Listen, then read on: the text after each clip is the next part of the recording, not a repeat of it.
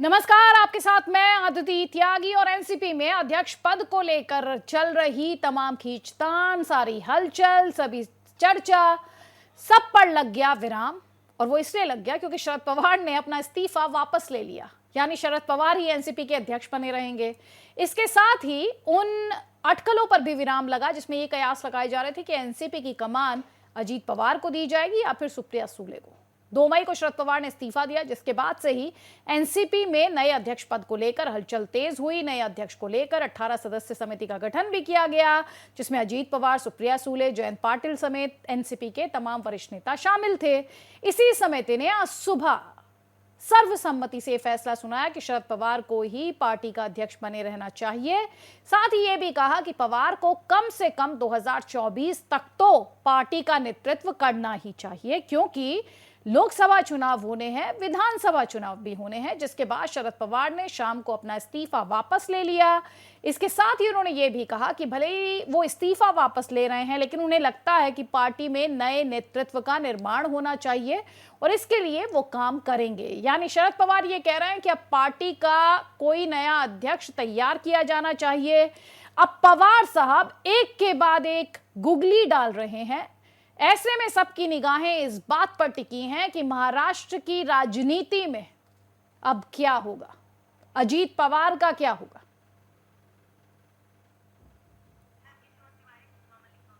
हम आपको सुनवाएंगे शरद पवार की तरफ से क्या कुछ कहा गया, क्योंकि बाकायदा एक प्रेस कॉन्फ्रेंस उनके द्वारा की गई। लेकिन इस वक्त हमारे साथ किशोर तिवारी, जो कि शिवसेना उद्धव गुट से हैं। बहुत कयास लगाए जा रहे थे किशोर तिवारी जी, आप मेरे साथ थे। सीमा मलिक एनसीपी से हमारे साथ है। मुझे याद है इसी टाइम पर, इसी डिस्कशन में सीमा मलिक जी ने कहा था कि पवार साहब इस्तीफा ले लेंगे वापस और नए अध्यक्ष की जरूरत नहीं पड़ेगी।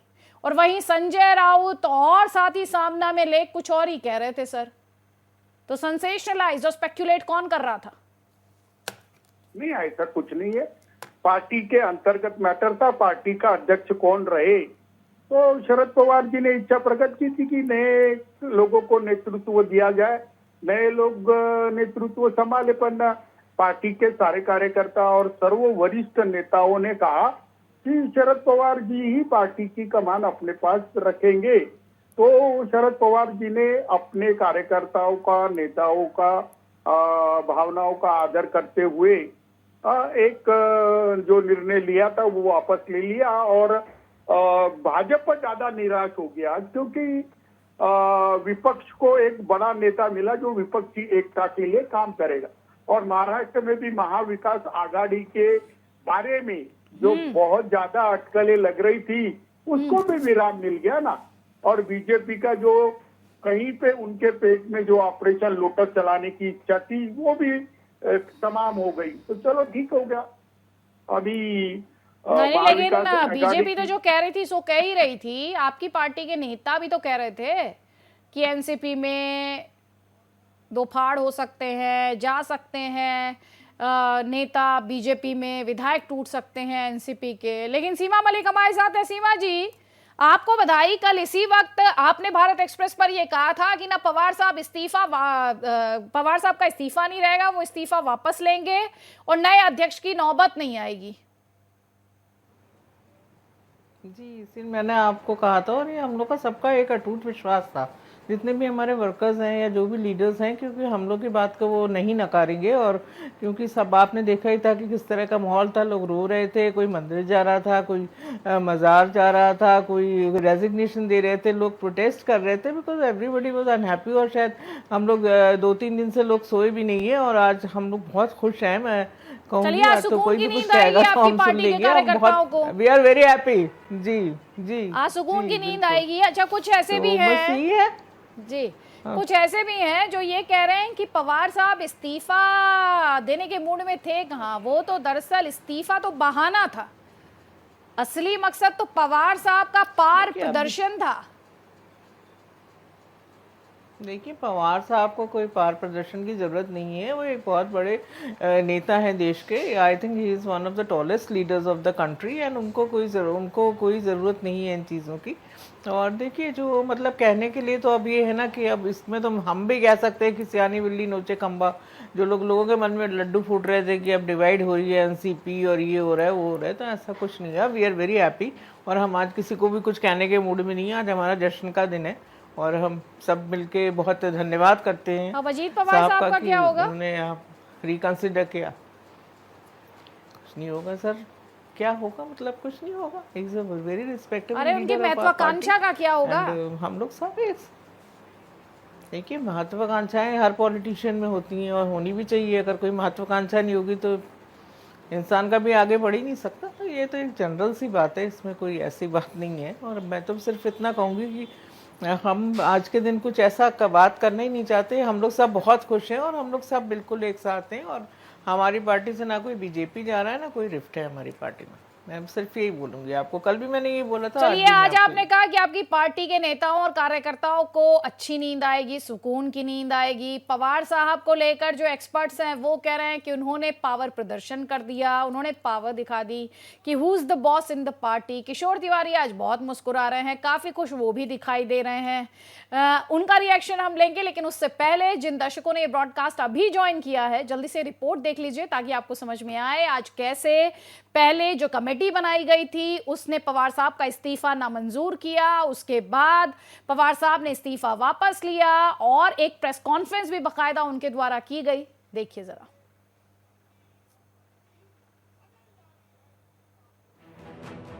2 मई से एनसीपी में चल रही हलचल पर उस समय विराम लगा जब एनसीपी अध्यक्ष शरद पवार ने अपना इस्तीफा वापस लेने का ऐलान कर दिया। शरद पवार ने एक प्रेस कॉन्फ्रेंस में अपना इस्तीफा वापस लेने का ऐलान किया। पवार ने कहा कि मैं इस्तीफा वापस लेने की आपकी मांग का सम्मान कर रहा हूं।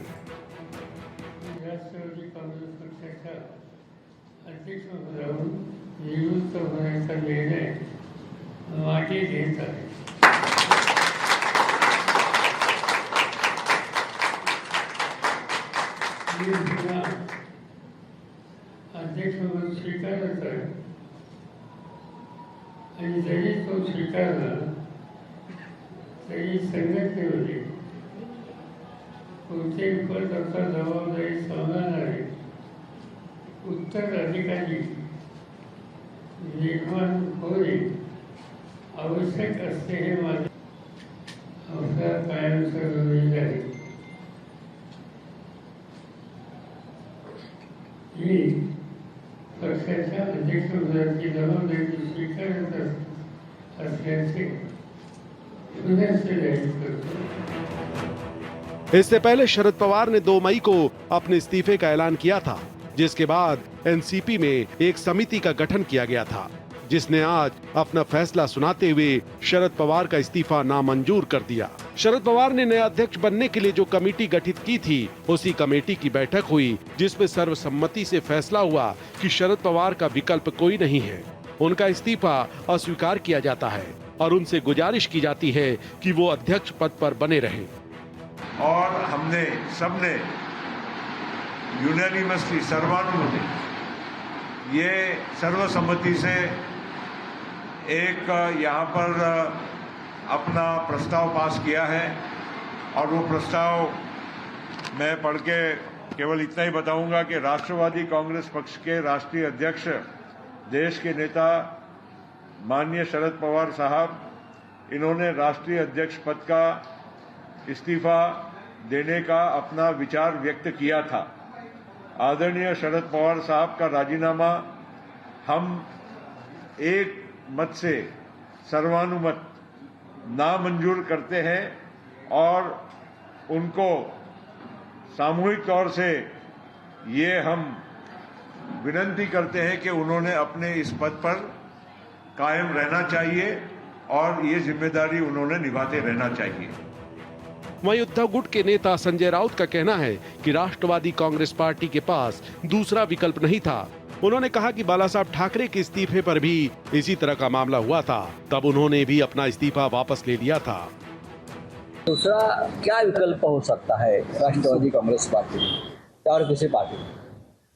जिस नेता के नाम से पार्टी बनी है और जिस नेता के नाम पर पार्टी चल रही है, वही नेता अगर पार्टी छोड़कर चला जाता है या पार्टी की लीडरशिप छोड़ देता है तो लोगों में अफरा तफरी मच जाती है।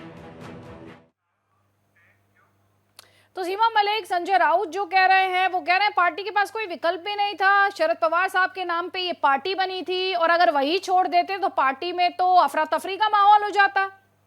तो मजबूरी बता रहे हैं पवार साहब की। किसकी मजबूरी बता रहे हैं? पवार साहब को लेकर वो ये कह रहे हैं कि अगर पवार साहब छोड़ देते तो अफरा तफरी मच जाती, पार्टी में भगदड़ मच जाती। अफरा ठीक है, अफरा तफरी तो मतलब आपको मैंने बताया ही, आपने देखा ही 3 दिन से क्या माहौल था। बिकॉज हम लोग सब उनसे इतने अटैच्ड हैं और शायद हमें पता भी नहीं था कि हम इतने अटैच्ड हैं। ऐसा कुछ हुआ तो हम लोग को लगा कि ये क्या हुआ, मतलब शायद मैंने ऐसा माहौल कभी देखा नहीं पार्टी में कि लोग, चाहे वो कोई छोटा वर्कर हो चाहे वो लीडर हो, एवरीबडी वाज क्राइंग। और एक मतलब हम लोग को शायद पता ही नहीं था कि हम इतने अटैच्ड हैं पवार साहब से। और अब हमें मतलब सबको एहसास हुआ इस बात का कि तो मैं अपनी मतलब भावनाएं व्यक्त नहीं कर सकती, जो पार्टी वर्कर्स की भी जो भावनाएं थी, मतलब मुझे खुद कई बार अपने ऊपर आश्चर्य होता है कि अरे कितना मतलब हम लोग को शायद पता ही नहीं होता कि हम किसी मतलब, तो ये हर वर्कर की ये भावना है। आप काफी ओवरवेल्म्ड है पवार साहब के इस्तीफा वापस लेने के बाद। लेकिन किशोर तिवारी जी, ये संजय राउत का लगाव एनसीपी के साथ थोड़ी देर के लिए तो ऐसा लग रहा है कि संजय राउत शिवसेना उद्धव के नहीं एनसीपी के प्रवक्ता हैं। नहीं, ऐसा कुछ नहीं है। वो शरद पवार जी से उनका बहुत लगाव है और शरद पवार जी से उनका लगाव छुपा हुआ भी नहीं है।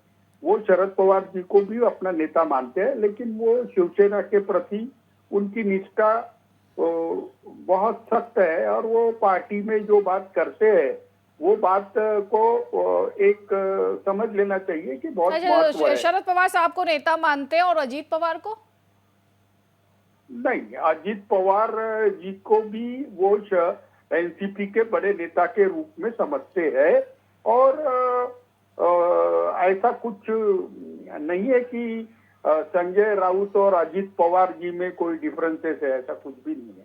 उन्होंने मैं नहीं कह रही हूँ, ये तो संजय राउत के जो बयान है वो सजेस्ट करते हैं किशोर जी। आपकी मुस्कुराहट भी यही कह रही है कि जो प्रॉब्लम है उसी की बात कर रही हूँ मैं, जिसे आप बहुत स्मार्टली साइड करने की कोशिश कर रहे हैं। आदित्य जी, मैं एक बताता हूँ कि संजय राउत को खुली खुली बात करने की आदत है, ज्यादा वो इम्पैक्ट और उसके कॉन्सिक्वेंसेस देखते नहीं है। आज वो भी खुश होंगे क्योंकि महाविकास आघाड़ी जो है जिस तरीके से जा रही है उसमें बीजेपी अगर उसको कोई पंचर करना चाहे और बीजेपी के सारे दांव फिट जाए तो ये अच्छी बात है। अब सीमा मलिक जी कहते कि पार्टी से कोई बगावत करने वाला नहीं था, तो वो भी एक बहुत अच्छी बात है। और आज तो ऐसा दिख गया कि शरद पवार का वर्ड यानी फाइनल वर्ड है। पहली बार 2 साल 2.5 साल पहले जो गलती हुई थी वो गलती फिर से ना हो, ये अब सबको अच्छा चलिए, तो आप ये मानते हैं कि शरद पवार ने अपना शक्ति प्रदर्शन एक तरीके से कर दिया, पवार साहब ने अपनी पावर दिखा दी कि इस पार्टी में एनसीपी में कोई बॉस है तो सिर्फ और सिर्फ शरद पवार है। मैं क्लियर करता हूं अदिति जी, शरद पवार जी ने पद से निवृत्त होने की जो अपनी बात कही थी वो बात प्रामाणिकता से मैं कही होंगी कि 83 साल के बाद अपने पार्टी में वो उनकी जगह पर नए नेता को नेतृत्व देना चाहते हैं। लेकिन जिस प्रकार से पार्टी के सेकंड रैंक के नेता तो सब उसके साथ ही रहे, लेकिन पार्टी के कार्यकर्ता जिस तरह से सब बम्बई पहुंच गए और उनको विवश कर दिया कि वो अपना निर्णय वापस ले, और जो एग्जीक्यूटिव कमेटी को उन्होंने कहा था कि आप नया नॉमिनी चुनो, उन्होंने भी शरद पवार को चुना। इसका मतलब शरद पवार यानी एनसीपी यानी Sharad Pawar. Exactly, that was my point, that was precisely my point. और अभी जो आप कह रहे थे, अभी थोड़ी देर पहले सीमा मलिक जी ने कहा कि हमारी पार्टी के वर्कर्स को आज सुकून की नींद आएगी। अब आप की बातें सुनकर संजय राउत के संदर्भ में आज संजय राउत भी चैन की नींद सोएंगे? नहीं, संजय राउत तो एक ऐसे व्यक्ति है कि शरद पवार के प्रति उनकी जो निष्ठा है वो खुले से दिल से बताते हैं। और उनको अभी कहता है कि महाविकास आघाड़ी एक परिवार बोलकर काम होना चाहिए और हर आदमी ने अपने डोमेन के बाहर जाके स्टेटमेंट नहीं करना चाहिए। हाँ, ये आप ये संजय राउत को भी बताइए। आप फिर संजय राउत को भी बताइए। यासिर जिलानी आ गए हैं हमारे साथ। यासिर जिलानी आ गए। थोड़ी देर पहले बीजेपी को काफी याद कर रहे थे किशोर तिवारी। बीजेपी के मंसूबों पर पानी फिर गया, बीजेपी को धक्का लग गया, बीजेपी घाटे में रह गई। आपका जवाब? ये पवार साहब तो मान गए। ये पूरा संपूर्ण रूप से इनका आंतरिक मामला है, लेकिन जब वो ड्रामा सड़क पे आता है तो उस पर टिप्पणी करना बनता है। ये एक तरीके से दिखा रहा है कि जो परिवारवाद पार्टियों में रहता है उसका ये उदाहरण दे रहे हैं, और उसमें डिसाइड नहीं हो पा रहा है कि आखिर शरद पवार जी अगर सीट छोड़ते हैं तो अध्यक्ष पद किस पे जाएगा। अच्छा यासिर जिलानी, जब यही पवार साहब के भतीजे अजीत पवार को शपथ दिला दी थी आपकी पार्टी ने, आपने उनके साथ मिलकर सरकार बनाने की कोशिश की थी, तब ये परिवारवाद कहाँ गया था? देखिए, जब उस वक्त वो आए थे, अपने शिक्षा से आए थे, और एक अच्छी सरकार जो कमिटमेंट की गई थी चुनाव से पहले लोगों के बीच में, जिस आधार पे वोट मिला था, उसमें जब पीठ के अंदर छुआ घोपा शिवसेना ने, तो एनसीपी ने थोड़ी कमिटमेंट दिया था। अजीत पवार ने थोड़ी ना आपके साथ प्री पोल अलायंस किया था। शिवसेना ने प्री पोल अलायंस किया था आपके साथ। अजीत पवार ने कौन सा आपके साथ प्री पोल अलायंस किया? अजीत पवार को लगा कि विकास के मॉडल पे आधारित सरकार का वो हिस्सा बनेंगे तो महाराष्ट्र के लिए बेहतर होगा। एक बार में एक प्रवक्ता प्लीज। जी यासिर जिलानी बात पूरी करें, इनका नाम ठीक करा दें। यासिर जिलानी, मराठियों के लिए बेहतर होगा, महाराष्ट्र के लिए बेहतर होगा, इसलिए वो आए थे और उनको हमने एक्सेप्ट किया। उनको भारतीय जनता पार्टी ने गले लगाया। नहीं, थोड़ी देर पहले आप परिवारवाद की बात कर रहे थे, तो पार्टी देखकर थोड़ी ना परिवारवाद होगा। परिवारवाद तो हर पार्टी के नाम पर होगा। हर पार्टी में अगर है तो सिलेक्टिव नहीं आप हो सकते ना कि पवार साहब की पार्टी में आज परिवारवाद है, अजीत पवार आपके साथ आ जाता परिवारवाद खत्म। नहीं, सुनिए तो सही। वो परिवार से निकल के अपने इंडिविजुअल कैपेसिटी में जो उन्होंने राजनीति करी थी उसके आधार पे वो आए थे। वो परिवार के साथ नहीं आए थे, ये समझने की जरूरत है। इस वक्त जो झगड़ा है वो अध्यक्ष पद का है, और अध्यक्ष पद क्या सुप्रिया सूले पे जाएगा, अजीत पवार पे जाएगा। कुछ लोगों का कहना है कि प्रफुल्ल पटेल भी लाइन में लगे हुए हैं। तो नहीं, 2024 से पहले तो अभी स्पष्ट हो गया कि कहीं नहीं जाएगा, ना अजीत पवार के पास जाएगा, ना सुप्रिया सूले के पास जाएगा। तो जो किशोर तिवारी कह रहे हैं कि आपके तो सपने टूट गए, चकनाचूर हो गए। नहीं, किशोर तिवारी जी को कुछ जानकारी नहीं है। ये अच्छे आदमी कहते हैं अश्वास करके चले जाएंगे, लेकिन पवार साहब क्या डिसीजन अजीत पवार और वो लोग लेके मिलके करने जा रहे हैं, ये किशोर जी थोड़ी डिसाइड करेंगे। और किशोर जी अपनी पार्टी, जिस पार्टी को रिप्रेजेंट कर रहे हैं उसको सोचे ना, वो किस आधार पे आधारित पार्टी है। वहां पे भी तो इनको कभी क्या इनको चाहते जितने सीनियर आदमी है किशोर जी, इनको राज्यसभा देना चाहिए था, लेकिन वहां इनको नहीं मिला। ये समझने की जरूरत है ना। तो यही तो इन्हीं की पार्टी तो आपके साथ थी, तब कहाँ आप ऐसी बातें कर रहे थे? तब भी उद्धव ठाकरे तो थे ना कार्यकारी अध्यक्ष। जब थी या पोस्ट पोल, जब प्री पोल अलायंस टूट गया उसके बाद थोड़ी बने उद्धव ठाकरे कार्यकारी अध्यक्ष। अदिति जी जब थी संस्कारी थी, काम कर रही थी, भ्रष्टाचार में लिप्त नहीं थी। जब हमने साथ नहीं, अब आप अपनी बात को कॉन्ट्रडिक्ट कर रहे हैं। उद्धव ठाकरे तब अच्छे थे, आज उद्धव ठाकरे बहुत बुरे हैं, आज उद्धव ठाकरे विलेन बन गए हैं, आज उद्धव ठाकरे भ्रष्टाचार करते हैं। तो जब आपके साथ रहते हैं तो पाक साफ रहते हैं। चलिए जवाब लीजिए किशोर तिवारी। उद्धव ठाकरे की विलेन अपने आप से बनी, ये था मतलब। देखो, गिलानी जी का हर शब्द में विरोधाभास है। हाँ, हमारे साथ उनके साथ रहो तो चारित्र्य संपन्न, जैसे एकनाथ शिंदे और वो हमारे अली बाबा 40 चोर गए, वो लोग भी अभी सब हो गए। ये क्या देखो गिलानी जी, दररोज ये बात होती है कि आपके पास कौन सा पाउडर है कि लोग चारित्र संपन्न हो जाते, और कौन सा क्या है। आपकी पार्टी में जाने के बाद उस पर कोई केस नहीं होती, कुछ नहीं होती। ये अब है ना, आम आदमी तक बात चली गई। आम आदमी तक पहले तुम जुमलेबाज थे, अब आप बदला लेते हो, विपक्षी पार्टियों को तोड़ देते हो, राष्ट्रीय पार्टियों को तोड़ते हो, आपने शिवसेना को तोड़ा, अब आप एनसीपी पे डोरे डाल रहे, ऐसा संजय राउत ने कहा था। नहीं, लेकिन एक सेकंड किशोर तिवारी जी, एकनाथ शिंदे जिन्हें आप कह रहे हैं कि शिवसेना को तोड़ दिया इन्होंने, आपकी पार्टी में नेताओं की अगर महत्वाकांक्षा है और अगर महत्वाकांक्षा किसी की सीएम बनने की है तो आप उसको एड्रेस करेंगे। अगर वो आपकी पार्टी छोड़कर चला जाएगा तो वो आपकी प्रॉब्लम है, आप दूसरे के पीछे कब तक चिपते रहेंगे?